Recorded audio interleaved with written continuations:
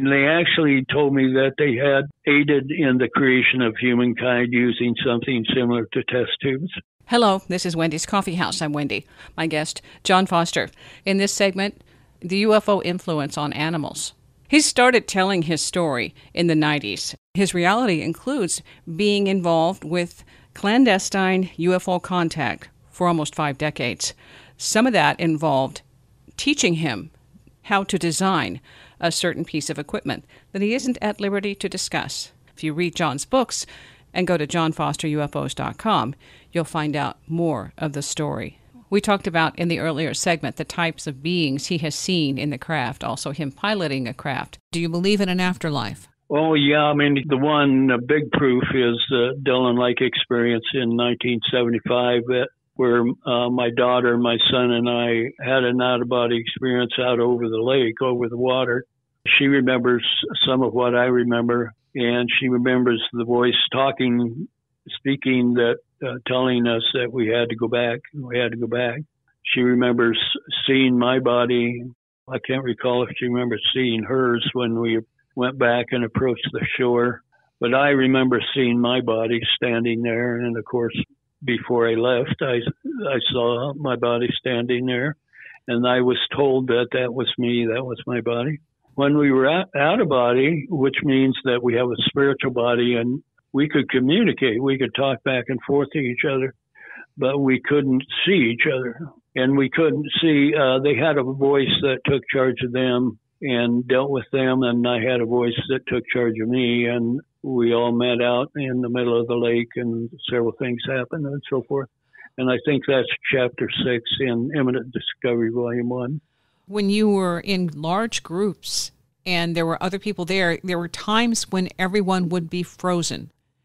Yeah, the Bethany Grade School playground encounter would be a good example of that. There would be times when the entire crowd was frozen.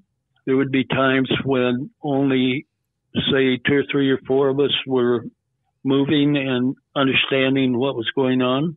And there would be other times when the crowd was not frozen and they were seeing the craft, for instance, like at the football game, that Nebraska football game. And they would point, the craft manifested out of a fog or a cloud that was really close to the heads of the crowd. That was probably 100 feet away from me in the corner of the stadium. It was the disc-shaped craft, one of the disc-shaped craft with the 2 headlights. They would point at it, and there was a big roar over there. It was like they were cheering during the game, but there was no action on the field. And then the craft flew about 9 feet, maybe 6 to 9 feet over the heads of people. The craft came right in front of us, about maybe 10 to 20 feet in front of us. And we saw people pointing at it and talking about it. And then it turned, and when it was a little bit to our right and ahead of us, it turned and flew right straight up over the stadium, over the heads, maybe 10 feet over the heads of people, and disappeared over the top of the stadium. Well, then when we left the game, we heard a guy talking about it, and so we stopped and talked to him and about it and what he saw and what we saw, and we figured there would be an article in the newspaper. We looked, there was no article in the newspaper. So how do you figure that? That means, of course, mind control, I think, and that was done a lot, and different situations with different number of people involved. I think I had one other encounter that might be a good example of that. My sisters, they must have been involved in hundreds of short encounters. My one sister was at the Bethany Grade School. She doesn't remember a thing about it, and she gets angry every time I bring up UFOs. She's a fundamental Christian and believes it's satanic. And my other sister really doesn't want to talk about it, but it means nothing to her. But the one sister was there. She heard the boyfriend she was with and I were involved personally, and she was either unconscious it was over 2 hours. The whole time she was unconscious, or she was programmed not to remember. You know what I'm saying? Yeah. And then, for instance, when I was a senior, I was helping a friend out with the lights on a school entertainment program, and where people would sing, or there would be a little band playing, or there would be a guy step up and tell jokes, and variety program. Yeah. After the last band played, I noticed a dark clouds churning above the stage. And before the band left the stage, there was even a low roar to it. And they all got up and they left. And then the curtains closed and the cloud came out in front of the curtains, and it was up high towards the ceiling, and it churned. I think it was before that, or before the band played, there was a guy giving a comedian type routine. And there was a booth that developed right beside him. It was not more than 7 feet away, maybe 8 feet. And the voice started interrupting his comedy act. He would stop and he would look at it. Finally, he went to the edge of the stage and he motioned for the director, who was a teacher. This was high school, senior year. And she came over and talked to him. I didn't hear what they said, but she told him to go back and finish. The booth sat there until he finished, and then the curtain closed. Okay, now figure that out. Yeah. Okay, I'm guessing very few people could see that interaction. Well, I don't know. Was the entire crowd frozen, or the teacher wasn't frozen? My friend didn't see it because he didn't mention anything about it. He almost had to have seen the cloud churning in front of the curtains. He was in the light booth. We were in the back of the seats up high in the balcony, and I don't know. Yeah, I'm wondering. It's a controlled thing, so now we can get into what that means. There's a subtle control going on behind the scenes. Yes. And we can get into all of that if you want to. Go ahead. Yeah, you have people present who are witnessing it, and others who have absolutely no awareness. When you're trying to prove something, it's impossible. Okay, well then, if you go back to the first encounters I had, where they told me they were here to change humankind, well, you can figure. I was about 3 years old. You can stop and think about it, and you could say, okay, were they here before I was born, or was this their start of them changing humankind? Am I the first one, or am I not the first one? Well, it's pretty obvious I wasn't the first one. I'm sorry. I know. That's a blow to the ego, isn't it? Right. I could be Christ, right? In other words, it goes way back to the creation of humankind. They actually told me that they had aided in the creation of humankind using something similar to test tubes, and that they have nurtured us throughout the ages. And this included the brotherhoods. There were several different brotherhoods. For instance, during several encounters, I was given in extreme detail how to develop a certain invention. During the Sheridan Creek fireguarding encounter, which is Chapter 9 in the first chapter in Volume 2 of Imminent Discovery, there was one episode in there where my friend and I met historical inventors who had invented certain things. And there was a old man with a beard that came out, and my friend was giving him trouble, and he always thought they were evil and that sort of thing. And so the old man chewed us out, and he said this was a brotherhood, and that of inventors, and that we needed to learn and remember the name of the brotherhood. And it spelled it out in the midair right above the inventors, who were lined up in a row, half of them at a table exhibiting their invention, and half of them on the ground exhibiting their inventions. There was a bigger physical device of some kind. Well, they spent lengthy amount of time with the one inventor who explained that he was the inventor of the dies for General Motors cars, and so forth and so on. And the story goes on. And let's see, that story is Chapter 9, of Imminent Discovery, Volume 2. I was at the Sheridan Creek Fire Guard cabin when that happened. And then later, a few days later, or several days later, we had a time travel to eastern Nebraska, and we were shown the project and so forth. But eventually, I resigned as a fire guard. That was at a fire guard cabin for the U.S. Forest Service. We were working as fire guards.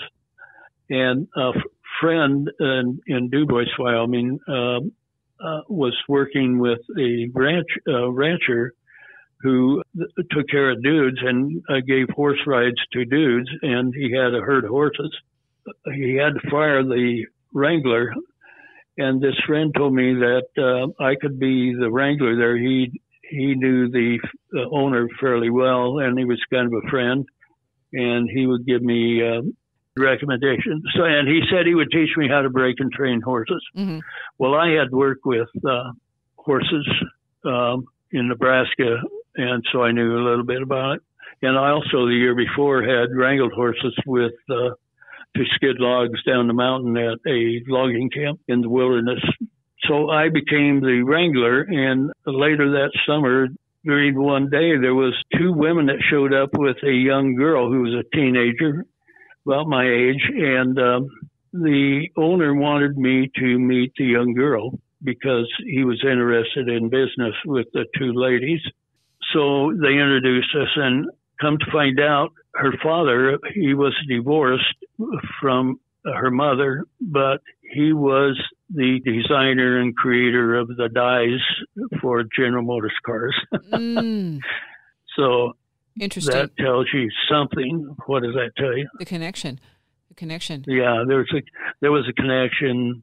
And so everything is somewhat connected, you might say. Different people are connected. After I had all my recollections and I met the familiar strangers in Nebraska here, and we started the project, we had unbelievable coincidental happenings. Did you notice a different response around animals?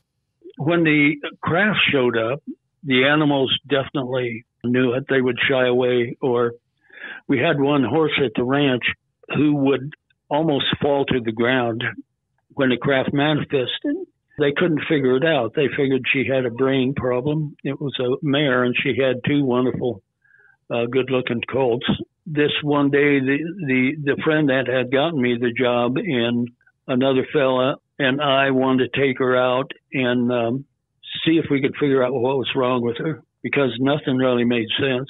And so we went for a ride. We came across the highway, came back again, and approached the ditch on the north side of the highway, and this horse started to buckle her front feet, and she almost fell to the ground. Well, I noticed, and also the guy who got me the job, my friend, noticed that there was a hissing and roaring in front of her and a distortion of the atmosphere in the ditch. When she was looking at it, she was drawn towards it, her knees buckled, and she fell to the ground on her front knees. Mm-hmm. We couldn't figure it out. And then later we had a doctor and his wife wanting to take a ride. So my boss insisted he befriended them, and he was sort of friendly, and he wanted me to really take care of them, okay, make sure they had a good time and so forth. And so we went out on a ride, and she insisted that she ride this mare. And we tried to talk her out of it no, she wouldn't take no for an answer. And so we put her on the mare, and we went across the river, and we approached sort of a small hill real close, and this distortion in the atmosphere happened again. And I remember seeing a craft starting to manifest. The mare, her front legs buckled, and she fell sidewards on the woman and broke her ankle. And then, of course, the craft took off, and we didn't see it after that. And so he had to send her to the hospital, which was 80 miles away. Okay. Anyway, they're all interesting stories. Was there any follow-up with that woman? Because to me, that was intentional. No, there was not a follow-up. They were pretty angry. Mm-hmm. As far as I know, the boss never heard from them again. He paid their medical expenses. It's too coincidental that the horse was going to have the problem, and the woman demanded to be on that horse, and then the craft shows up. Yeah, it's just, right. To me, they don't seem to make mistakes, okay? You know, when the daughter of the guy who developed the dies for General Motors cars, they insisted I take her out on a midnight ride. You know, we got along pretty good, and I was kind of, I don't know what you call it, when a guy kind of falls for a girl. Smitten? Yeah, smitten maybe. Anyway, we went across the highway. Actually, it was where we had taken the mare, and we went up on a little bluff, and we were kind of talking there, and she was talking about her dad and so forth. And a craft showed up. And she got scared. So we had another mare who had digestive problems. She was all plugged up, and this was another time when this gal insisted that she ride this particular horse. Mm-hmm. We said no, but she wouldn't take no for an answer. So we went back then to the ranch, and we didn't get along because of the UFO showing up. John Foster. Wendy's Coffee House. We continue with the story. The UFO showed up, which didn't guarantee a first date or a second encounter. They left the next morning suddenly, but then she wrote me a note and she wrote me a letter. I quit that summer, came back to Lincoln. I wrote her some letters. I think somebody intervened in your relationship, John. I think so. Well, the next thing, you know, I hesitate praying sometimes because weird things happen, but I prayed really hard at that time. Well, we knew we wouldn't probably get along, and I prayed really hard that I could meet somebody that I could share life with that was completely honest and wholesome and so forth. And so not too long after that, I met Annie, and we just sort of hit it off and so forth. Yeah, see? Okay. And I was telling her about this girl whose father was really rich, and that she was prettier than Annie was. And, of course, that was an insult with it to Annie. And, of course, Annie has a kind of a big mouth sometimes. She tells you what she thinks. Uh-huh. She said, well, I'll tell you what, you and I are not going any further until you go up and get this girl out of your system. So she helped me pick out a suitcase, and she sent me off on the train. And I didn't have any money, and my dad was chief of the state fisheries, and he and my mom were going to go to Philadelphia, Pennsylvania for a fisheries, national fisheries convention. And so we made arrangements for him to pick me up in Chicago, where this gal and her mother lived. So I went on the train, and I got to Chicago, and we didn't get along that well and so forth, and knew it wouldn't work. Anyway, my folks picked me up, went to Philadelphia, and I couldn't wait to get back home and see Annie, and I was going to ask her to marry me and so forth, although I didn't tell her at that time. And there's nothing to do with UFOs, but I made my folks' trip miserable because I was wanting to get back. And we primarily toured the East Coast, Washington, D.C., went up as far as Maine, went into Canada, saw part of Canada, came down through the falls in, what do you call them? Niagara Falls? Niagara Falls. And then on back home, okay? And then, of course, as you know, then we got married and had 3 kids and so forth. And you've been married how many years now? Well, it's been 60-some-odd years, 64 years, I think. Okay. So Annie knew what she was talking about. She did. She normally does, but we argue. We started arguing every day the first time we met, and we've argued ever since. But we're almost completely honest about everything. That's why you said you were scared to pray, because you get what you ask for. It's interesting. My life has been, one of your questions was, has my life been destined, guided, controlled, guided, to the extreme Figure the invention I was given. I worked at the Hallam nuclear plant here in Lincoln after we were married, and it was the first of its kind nuclear reactor for power. There were certain things that were wrong with their design and their procedures and so forth, and I picked them out and I spoke out honestly about it, and they warned me if I didn't shut up that they would fire me. So I kind of cut it down, but I still brought those points up, and there were where the problems were and so forth. And then they asked me to go to California to work on a nuclear satellite, well, first of its kind. While I was there, the reactor here in Lincoln, or near Lincoln, melted down. One of the problems was that uranium-235 takes, once it's radioactive, it takes 35,000 years to decay where it's safe. And of course, everything, the cooling water and the sodium, which was a coolant for the reactor and so forth, all of that is still there someplace, and it'll take 35,000 years for that to decay where it's not harmful to humans. Your involvement with that nuclear stuff, that's crucial. And then the project in California, I didn't have a degree, but they finally advanced me to engineer in charge of the environmental testing laboratory for the satellite, even though we didn't test we tested the reactor, but it wasn't when it was radioactive. Other groups tested when it was radioactive. Eventually, they launched the satellite and put it in orbit from Vandenberg Air Force Base. The name of it was SNAP-10 or SNAP-10A, if the listeners are interested in looking it up. But anyway, they took us down to a secret compound at headquarters in San Fernando Valley, and well, it was being launched, and then off and on the week after, a couple of weeks after. And they took us down this last time, and they said the reactor had shut down mysteriously, and they didn't know why. And then they finally admitted that there were small spheres that were moving around the reactor core in an intelligent manner, and they figured that it was ET interference.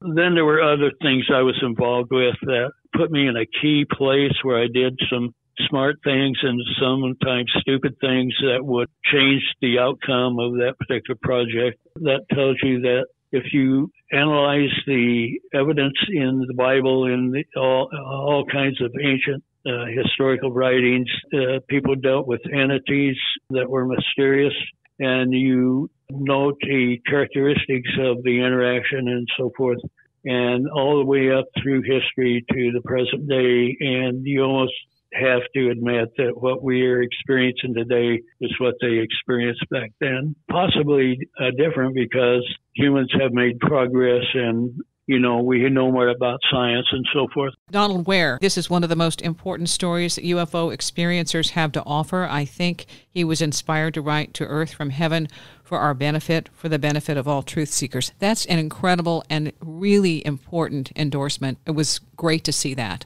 Oh, I really appreciate that. Yeah, Donald was actually one of the guys, he and Wendell Stevens, who was a UFO researcher since the 1940s. I gave a talk at a national talk, which was somewhat international, at the Ozark UFO conference in the year 2000. He and Wendell were there, and after I got done, they insisted that I do a talk at the 2001 International UFO Conference Convention. So if you go on my website and you scroll down a little bit, you'll find the UFOs at the core of our culture, which was the title of my talk. Donald was the one that introduced me for that lecture at the convention. And then he has his own experiences. He was a Navy pilot. He was in on the development of nuclear power during his careers. And anyway, that's covered in Appendix A in Imminent Discovery Volume 2. And Wendell's also are there. I don't feel I'm any better, any more important than anybody else, and I think everybody has their own niche to this. The story is the creation of humans and the nurturing throughout the ages. God is involved, and God is an extraterrestrial, plus it is a terrestrial also. What they're interested in is the development of the human species, and particularly the development of individuals, which includes yourself and myself and everybody else. Your development depends on what your motives are, and you learning from the time you're born until you get older, you develop certain things that are original, nobody else has thought about, nobody has ever done, and you become a unique entity before you die, and then, of course, after you die. So it's just for me, it explains the nature of life, that it's really special. And we as a culture are gradually understanding what's happening. You're right on target. You, with a couple of other gals, I don't know why it's gals, have hit the nail right on the head. And almost everything you say is absolutely, I would back 100%. And there's a couple other gals, and then, of course, other guys, too. Guys, for some reason, have a more difficult time. But women also, there's a lot of women that don't want to get into it at all, like my wife. Mm-hmm. Yeah. She doesn't even like to hear about it, but she spent hours and days and months and years listening to me, and she's not interested, actually, but she's so kind to do that. The one fella that really made me feel good early on was Bob Teets. He was a former representative for the Human Potential Foundation, which was a foundation headed by I can't think of the senator's name, but it was set up to keep President Clinton informed of the developments of new science and also new developments in the UFO field. He was sent out they were thinking that the Human Potential Foundation would write my story in a book, and that Bob would be the editor and the writer and the editor and publish it. They sent him out to Leo Sprinkle's conference in Laramie. I believe that was around 1990. He just kind of latched on to me, and I didn't know why. This is probably a good time to tell the story about the South African drawing that tribesman did, correct? Yeah. Okay, well, Bob was sitting next to me, and Annie was on the other side, and the reporter from South Africa was giving the lecture, and she said that she found out a tribe out in the bush had a UFO encounter, and so she went out and interviewed especially this one tribesman, and she was talking to him, and he said, well, do you want to see what I saw? And she said, yeah. And so he went and got a piece of charcoal, and he drew a picture on a piece of paper or a piece of wood. And he said, this is what I saw. And so when she was giving the talk in Laramie, she said, and this is what he drew. And she put the drawing up on the overhead screen. And I had just handed Bob a stack of 30 to 50 drawings. And he looked at her drawing, and he looked down in his hand, and it was the exact same picture, he said, that I had drawn of what I saw. It was of the windowed saucer, and he said the drawings were identical. Even the shading was identical. And then Bob wrote an accolade for my book. What he wrote was just overwhelmingly outstanding. I'm very humbled by what he wrote. He had eventually made investigations of UFO experiencers all around the U.S., and he had interviewed over 3,000 people, and he said, by far, my story was, you'll have to read it. I'm going to read it, okay. This is Bob Teets, author, investigative journalist, researcher, editor, publisher, former representative of the Human Potential Foundation. And the senator you were thinking of, this was founded in 1989 by C.B. Scott Jones and Senator Claiborne Pell. Funding provided by Lawrence Rockefeller and or Pell. All right, so it was dissolved in 1998. Bob Teets said, "It was truly the start of an adrenaline rush that would propel me through several years of UFO research and interviews with some 3,000 experiencers all over the country. None would be so intriguing, so absolutely riveting, bizarre, far out, instructive, challenging, and representative of the entire UFO phenomenon as John Foster's incredible story." So that is outstanding. If it wasn't for Bob, I would have maybe committed suicide, or I would have flipped maybe. I don't know that anyone can fathom how disruptive, how mind-blowing it throws you into an entirely different universe than what we're used to. Yeah, and even now, I kind of tear up sometimes. And it's a positive, but in many ways it's a negative. But you have to remember that even Christ was accused of working for the devil or being the devil himself. As Bob Teets says, this is one of the most incredible stories that ticks all the boxes when it comes to UFO contact. JohnFosterUFOs.com. Almost 50 years of clandestine involvement where he was groomed, educated, trained. I'll put the links in the description for the show. We'll do another segment with John. Thanks for listening. Stay curious.